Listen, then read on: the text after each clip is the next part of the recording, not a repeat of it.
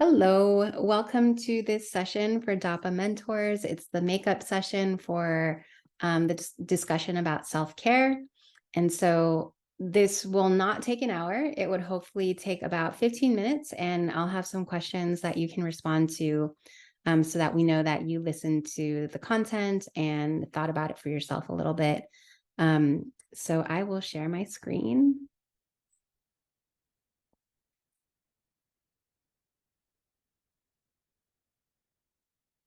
Okay, so self-care. What is radical self-care? And this is a working definition.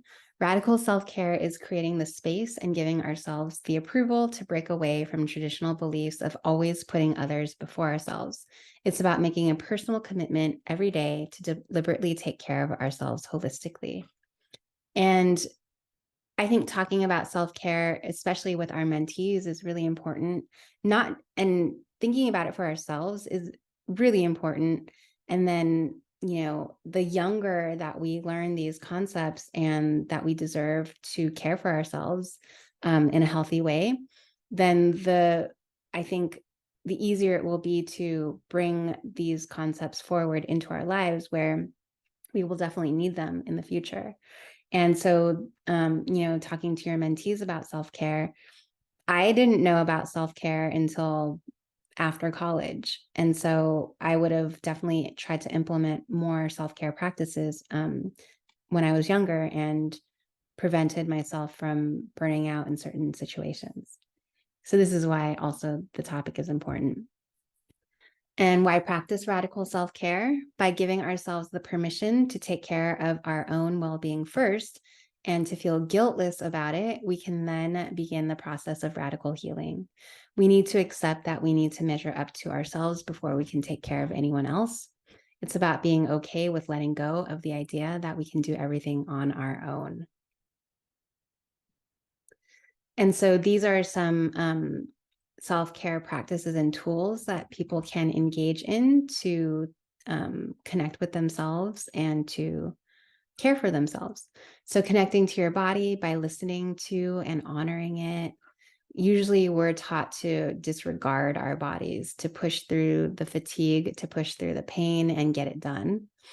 And so we disregard our bodies instead of listening to the messages that they're giving us.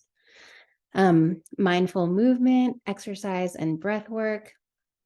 Some people exercise as a way to like burn calories or, really just to build muscle to have their body look a certain way. But we want to exercise mindfully, and just every movement that we do, we can appreciate that we are building muscle or we are wanting our body to look a certain way. And we can appreciate our bodies for being able to do the things that we want it to do.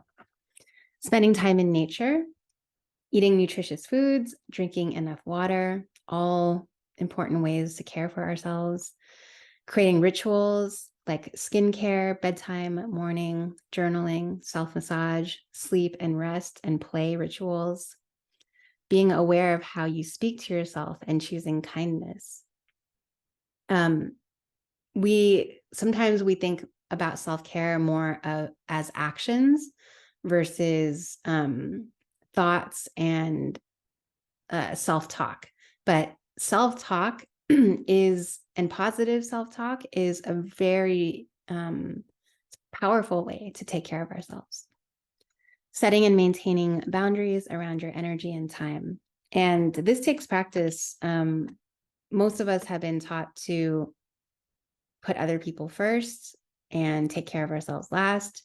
And so we don't know how to set boundaries. And we can set boundaries, we can say no and still stay connected to the people we care about. 5 self-care questions to ask. These are also questions to just like check in with yourself during the day and to connect with yourself. I'm feeling blank. It could be nervous, anxious, frustrated. What does my body need right now? And listen for that answer. I'm feeling blank. What is the thought associated with this feeling? I'm feeling blank. What is the kindest thing I can do for myself in this moment? How do I want to show up today for myself and or for others? At what cost? If I choose to engage in this action, is there a cost to my health and well-being? All great questions to support yourself, check in with yourself, connect with yourself, and to listen to and honor yourself when you hear the answer. So what's coming up for you in thinking about radical self-care? Do you feel any resistance to the idea of radical self-care? If yes, describe the resistance. In what ways are you thinking differently about self-care now? And I would love for you to respond to these questions via email so that we know that you absorbed some of this content. Your takeaways. So what self-care practices will you explore to incorporate into your day? What is something we covered today that you'd like to learn more about? What is one thing you're committed to doing for yourself? And for this, the takeaways, feel free to respond to, one or two of these questions. And you can pause it if you need more time to write down the questions. All right. Oh, and this quote from Thich Nhat Hanh, if we do not know how to take care of ourselves and to love ourselves, we cannot take care of the people we love. Loving oneself is the foundation for loving another person. Such a great quote. And that's it. So we'd love to hear from you, your responses to the questions asked in the presentation, and then we can give you your certificate.